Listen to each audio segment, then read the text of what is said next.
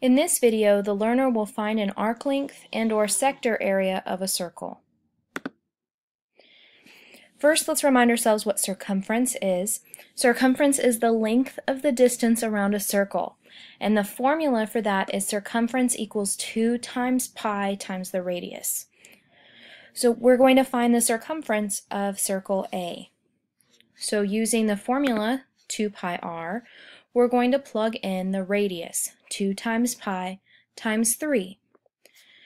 This says to leave our answer in terms of pi. That means pi is going to remain in our answer. It's going to be the most exact answer. So 2 times 3, that's 6 pi inches. It's the linear distance around the circle. I want you guys to find the circumference of the circle with a diameter of 6.2 centimeters. Arc length is going to be the distance between two endpoints of an arc in linear units. So we've been measuring arcs in degrees, and that is the measure of any arc. But now we're going to find the distance in terms of a certain unit. So since an arc is a piece of the circle, the arc length is going to be a portion of the circumference. So we're going to be using a proportion to solve for the arc length. This central angle x is going to help us here.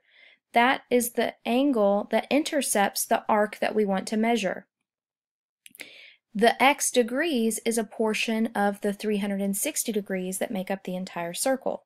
So that's going to be our first ratio. X is to 360. Now we need to compare that to the arc that it intercepts.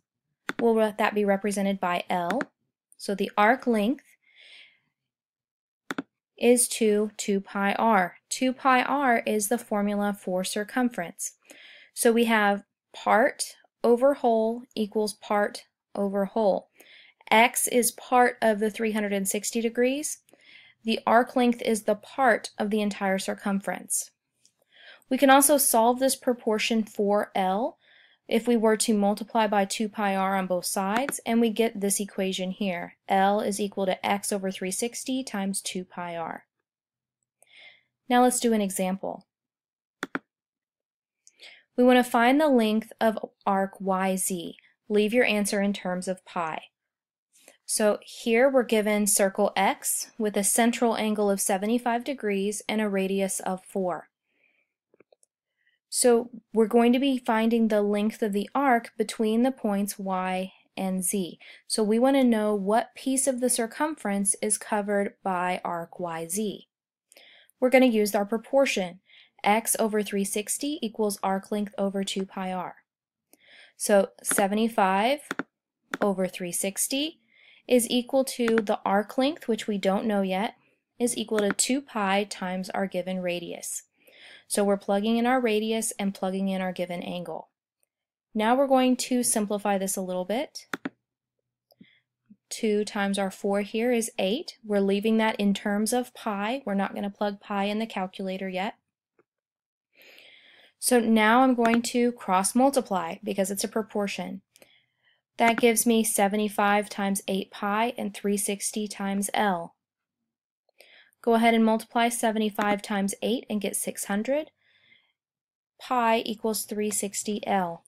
Divide by 360 to solve for the arc length. And we have 600 pi divided by 360.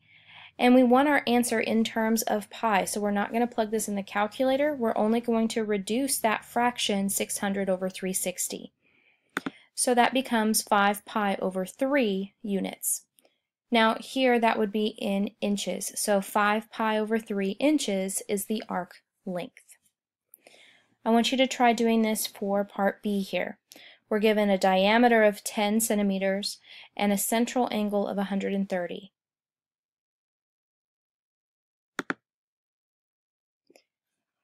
Now we're going to move on to area. Area is the number of square units to cover a figure. For a circle, that formula is pi r squared. So we're going to find the area of each circle and leave our answer in terms of pi. Here we're given a radius of 3 inches. Our area formula is pi r squared. So we're going to plug in that radius. 3 squared is 9, so we have 9 pi square inches, and that's our area in terms of pi. I want you to do the same here for the circle with a diameter of 6.2 centimeters. Now we're going to talk about the sector of a circle. This is a region of a circle that's bounded by a central angle and its intercepted arc. So we see the shaded region of that circle here, that's the sector. You can think of it kind of as a slice of a pie or the slice of a pizza. Now, because the sector of the circle is a piece of that circle, the area of the sector will be a portion of the area of the circle. So we're also going to be using a proportion like we did for arc length, but it's going to be for the area instead. X is still the central angle that intercepts the arc of the sector.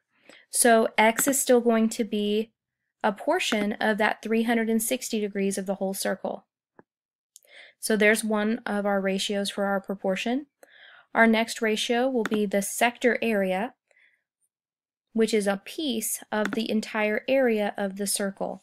So sector area is the part, and the area of the circle, pi r squared, is the whole. Again, we have part over whole equals part over whole.